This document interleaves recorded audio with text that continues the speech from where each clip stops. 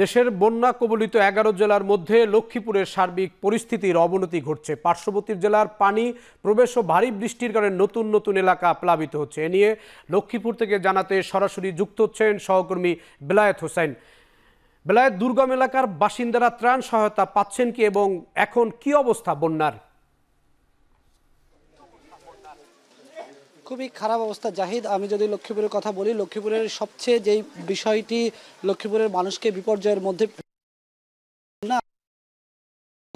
নাজুক অবস্থা, ভাঙা থাকার কারণে, খানাখন্দ থাকার কারণে ত্রাণের গাড়িগুলো লক্ষ্মীপুরের বেশিরভাগ এলাকায় ঢুকতে পারছে না। আপনি দেখতে পাচ্ছেন এখনো ছবিতে আমি যে দৃশ্যটি দেখাচ্ছি যে এখানেও মানুষের ঘর বাড়ি তলিয়ে যাওয়ার পাশাপাশি মানুষের যেই রান্না করার যে সক্ষমতা সেটি কিন্তু নষ্ট হয়ে গেছে। অর্থাৎ পাকঘর থেকে শুরু করে মানুষের খাবারের যে যোগান সেটির সামগ্রিকভাবে সেই জিনিসগুলো ক্ষতিগ্রস্ত হয়েছে। তবে আমরা এখন রয়েছি একটি আশ্রয় কেন্দ্রের নিচে। এখানে এই এলাকার বেশ কিছু স্বেচ্ছাসেবী তারা জড়ো হয়ে তারা মানুষের জন্য এখানে খাবার রান্না করছেন। প্রায় 400-500-র মতো মানুষের জন্য খাবার রান্না করে তারা সেই খাবারগুলো প্যাকেট করে মানুষের ঘরে ঘরে পৌঁছে দেওয়ার কাজ করছেন। সব মিলিয়ে এই লক্ষ্মীপুরের এই মুহূর্তে অনেকগুলো সংকটের মধ্যে কিন্তু একটি বড় সংকট হচ্ছে খাবার রান্না করা।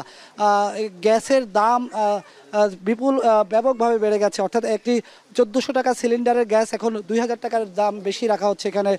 সব মিলিয়ে নানা মানবিক সংকটের মুখে কিন্তু লক্ষ্মীপুরের এলাকার মানুষ। আমরা যেটি বলছিলাম যে লক্ষ্মীপুরের 19টি উপজেলা, 19টি সদর উপজেলার 19টি ইউনিয়ন একেবারে পানিতে তলিয়ে গেছে এবং অনেকগুলো এলাকার ঘর বাড়ি একেবারে প্রথম তলা পর্যন্ত কিন্তু খুবই নাজুক অবস্থা। আসবাবপত্র ভাসছে, অনেকের ফ্রিজ সহ নানা জিনিসপত্র কিন্তু একেবারে ক্ষয়ক্ষতির মুখে পড়েছে।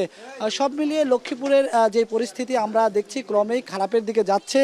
এটি আসলে কবে নাগাদ উন্নতির দিকে যাবে এটি এখনই বলা যাচ্ছে না। বিশেষ করে সকাল থেকে কিন্তু থেমে থেমে মুষলধারে বৃষ্টি হচ্ছে।